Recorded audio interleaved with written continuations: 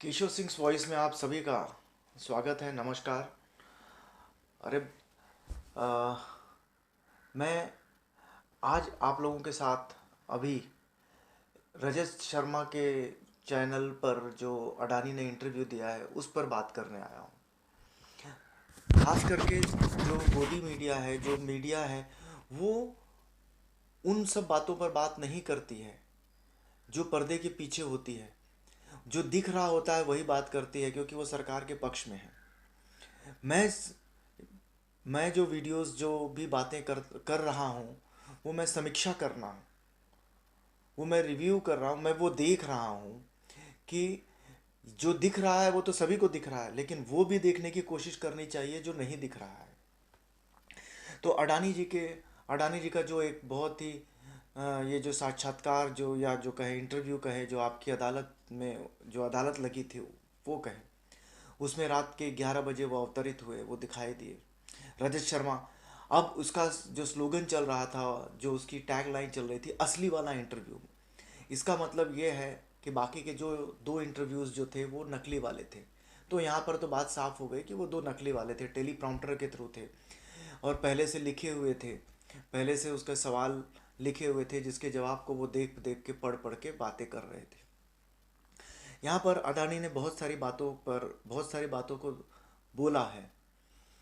मैं इनकी बातों में कुछ चीज़ें को बोलना चाहूँगा कि मुझे जो अडानी जी लगे, जो इंटरव्यू उन्होंने दिया, जो मुझे लगा वो ये लगा कि ये इनका इंटरव्यू ना होके वो मोदी जी का भोपू बोल रहा है। उनकी तरफ से उनके जो उन्हें बोलना चाहिए वो ये बोल रहे हैं। तो ये मेरा मानना है। अब मेरा मानना ऐसा क्यों है? राहुल गांधी इनके मोदी जी पर आरोप लगाते हैं अदानी अंबानी को लेके, तो जवाब किसे देना चाहिए? मोदी जी पर जब सवाल उठते हैं, जब किसी पर सवाल उठते हैं तो जवाब तो उसे ही देना बनता है, लेकिन जवाब दिया अडानी ने, तो इसे भूपू ही कहा जाएगा। और एक चीज़ और है, एनडीटीवी एनडीटीवी ने बकायदा एक स्टोरी तैयार की है अडानी के इस इंटरव्यू का, जहाँ पर आप समझिए एक दूसरे चैनल पर इंटरव्यू और उसके ऊपर स्टोरी तैयार की गई है एनडीटीवी पे। तो ये भी अपने आप में एक बहुत ही हास्यास्पद है, चैनल कोई दूसरा स्टोरी कहीं पे और चलाया जा रहा है, कहीं पे और प्रमोशन हो रहा है। अब तो एनडीटीवी अडानी का है, तो अडानी जहाँ जाएंगे प्रमोशन तो एनडीटीवी करेगा ही। तो इससे एक बात साफ है, जहाँ पे अडानी अपनी ही बातों को झुठला रहे हैं, जहाँ पर उन्होंने कहा है कि मैनेजमेंट और उनके जो एडिटर के बीच में एक लक्ष्मण रेखा होगी जहाँ पर वो बीच में नहीं आएंगे। तो ये तो साफ दिखाई देगा कि बीच में वो आएंगे या नहीं आएंगे, वो तो दिख रहा है, वो तो बीच में आ ही गए हैं। और इसमें बहुत सारी और भी बातें जो उन्होंने इस इंटरव्यू के दौरान कही हैं, जिस पर सवालिया निशान खड़े होते हैं और कुछ तार्किक भी है। जैसे उन्होंने ममता जी को दीदी कहा बड़े सौहार्दपूर्ण तरीके से, और भी बहुत सारे लोगों को का मुख्यमंत्रियों का जिक्र किया। उन्होंने एक चीज़ और कहा कि जहाँ पर जिन राज्यों में कांग्रेस की सरकारें हैं वहाँ पर भी इनका बिजनेस, इनका व्यापार चल रहा है। तो ये तो जवाब राहुल गांधी को देना पड़ेगा, क्योंकि उनका ये जो सवाल है वो सही है। लेकिन एक सवाल हमारी तरफ से भी है कि अडानी ने, जो मुझे पता है कि जो हमें पता चली है, जो न्यूज़ चैनल्स, जो दूसरे न्यूज़ चैनल्स हैं, जो खोजी पत्रकार हैं, कि अडानी भी कोशिश कर रहे थे राहुल गांधी से मिलना सैम पित्रोदा के थ्रू। राहुल गांधी ने मिलने से इनकार कर दिया है। और जब जोर लगाया गया तो आज सैम पित्रोदा की स्थिति क्या है वो हम सभी को पता है। तो राहुल गांधी ने तो अपना स्टैंड क्लियर कर लिया है कि वो अडानी से एक दूरी बनाकर रखेंगे।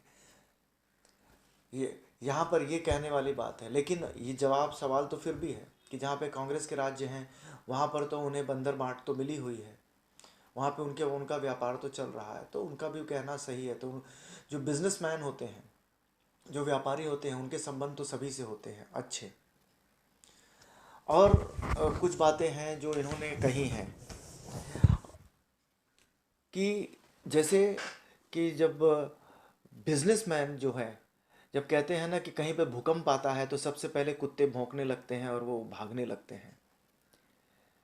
तो जो जिस तरह से इन्होंने अपने इंटरव्यू के दौरान और राज्यों के मुख्यमंत्रियों कांग्रेस के बारे में जो बातें कही, तो इससे तो यही लगता है कि आने वाला जो पिक्चर है वो उन्हें थोड़ा थोड़ा दिखाई देने लग गया है कि शायद सत्ता परिवर्तन हो सकती है। तो उसकी सुगबुगाहट उन्हें मिल गई है। तो भूकंप आया है तो कौन दौड़ता है वो आप देख ही रहे हैं। क्योंकि जब मुझे व्यापार करना है तो मुझे दोस्ती तो सभी से रखनी पड़ेगी, दुश्मनी तो मैं नहीं कर सकता। आखिरी में मैं बात करता हूं पत्रकारिता की। रजत शर्मा एक अच्छे सुलझे हुए पत्रकार हैं, लेकिन वो जब सरकार की तरफदारी करते हैं तब हैं, लेकिन सरकार का बचाव करते हुए एक अच्छे पत्रकार हैं। ले, लेकिन उन्होंने जो पत्रकारिता के जो स्तर को जो उन्होंने नीचे गिरा दिया है, अब उसके क्या कहने। अडानी से उन्होंने एक सवाल पूछा। सवाल ये था जिसे हम बोल सकते हैं कि सोशल मीडिया पे एक मीम चल रहा था एक वक्त में कि अगर अंबानी 500 करोड़ का अपना एंटालिया अपना घर ना बनाते, उसके जगह पर अगर अडानी के शेयर्स खरीद लिए होते तो आज वो दुनिया के एशिया के सबसे बड़े अमीर होते या दूसरे तीसरे नंबर के अमीर होते। इस तरह के सवाल जो मीम थे, इसके ऊपर ये सवाल किया गया है। तो उनकी पत्रकारिता को अब हम क्या क्या कहें। सवाल सवाल करना भी मूर्खता होगी, उस पर बात करना भी मूर्खता होगी। और दोस्तों, ये तो मेरी तरफ से समीक्षा थी। मैं चाहता हूँ आप भी इस पे सोचें समझें, क्योंकि खबरों के पीछे की भी खबर होती है जिसे हम सभी को देखना चाहिए, समझना चाहिए। क्योंकि जो हमें दिखाया जा रहा है वो ज़रूरी नहीं है कि वही हो रहा हो। जो नहीं दिखाया जा रहा है उसे देखने की कोशिश करिए, मैं तो यही कहूँगा। और दोस्तों, जिनके पास ये पहुँच रहा है, जिन्हें अच्छा लग रहा है, ठीक लग रहा है, प्रोत्साहित करना चाहते हैं, वो चैनल को सब्सक्राइब करिए और बेल आइकन को ज़रूर प्रेस करिए, ताकि मेरी जो नई वीडियोस आएँ वो आप तक पहुँचती रहे। और अच्छा या बुरा कमेंट अगर आप देंगे तो मैं उसमें सुधार करते रहूँगा। देखिए, मुझे दोनों तरह के क्रिटिसिज्म पसंद हैं। आप अच्छा भी लिखेंगे तो भी, आप गालियाँ देंगे तो भी, क्योंकि है तो दोनों ही सकारात्मक। मुझे दोनों को ही सकारात्मकता में लेना है। मैं नकारात्मक व्यक्ति नहीं हूँ। मैं मैं जनता की तरफ से बात करना चाहता हूँ। मैं जनता की के अंदर की जो सोच है मैं उसे लाना चाहता हूँ। इसीलिए मैं इस तरह की चीज़ों को देख रहा हूँ। मुझे यूट्यूब से कोई कमाई नहीं करनी है, मुझे ये नहीं देखना है, लेकिन मैं लोगों तक अपने विचारों को और उनके विचारों को लोगों तक पहुँचाना चाहता हूँ। मैं सरकार का भोपू नहीं बनना चाहता। धन्यवाद।